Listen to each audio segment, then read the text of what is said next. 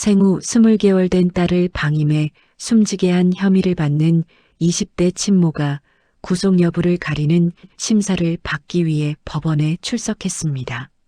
아동학대 범죄의 처벌 등에 관한 특례법상 아동학대치사 혐의를 받는 20대 여성 어 씨는 7일 오후 인천지방법원에서 열린 구속 전 피의자 신문, 이른바 영장실질 심사에 출석했습니다.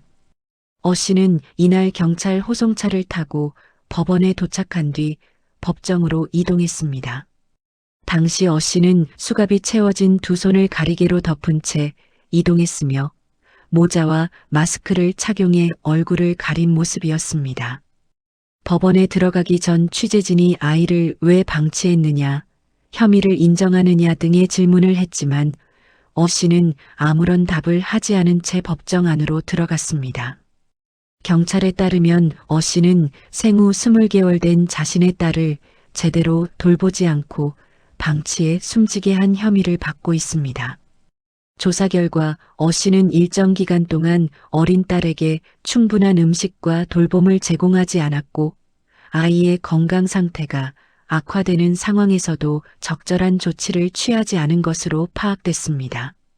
특히 아이가 심각한 상태에 이르렀음에도 병원에 데려가지 않거나 주변에 도움을 요청하지 않았던 정황도 확인된 것으로 전해졌습니다. 결국 아이는 집안에서 숨진 채 발견됐고 이후 경찰이 수사에 착수했습니다. 경찰은 초기 조사 과정에서 어 씨의 양육 태도와 생활 환경 등을 집중적으로 조사했으며 방임 행위가 아이의 사망으로 이어졌다고 판단했습니다. 또한 아이가 장기간 제대로 된 보호를 받지 못한 정황이 있다는 점을 확인하고 어 씨에게 아동학대치사 혐의를 적용했습니다. 아동학대치사는 보호자 또는 성인이 아동을 학대하거나 방치해 결국 사망에 이르게 할 경우 적용되는 중대한 범죄입니다. 이 혐의가 인정될 경우 매우 무거운 형사처벌이 내려질 수 있습니다. 경찰은 어 씨가 증거를 인멸하거나 도주할 가능성이 있다고 보고 구속영장을 신청했습니다. 이에 따라 법원은 이날 영장실질 심사를 통해 어 씨의 구속 필요성을 심사했습니다. 영장실질 심사는 피의자를 구속하기 전 법원이 직접 피의자의 입장을 듣고 구속의 필요성과 타당성을 판단하는 절차입니다. 법원은 범죄의 중대성, 증거 인멸 가능성, 도주 우려 등을 종합적으로 고려해 구속 여부를 결정하게 됩니다. 이번 사건은 어린아이가 보호자의 방임 속에서 목숨을 잃었다는 점에서 사회적 충격을 주고 있습니다.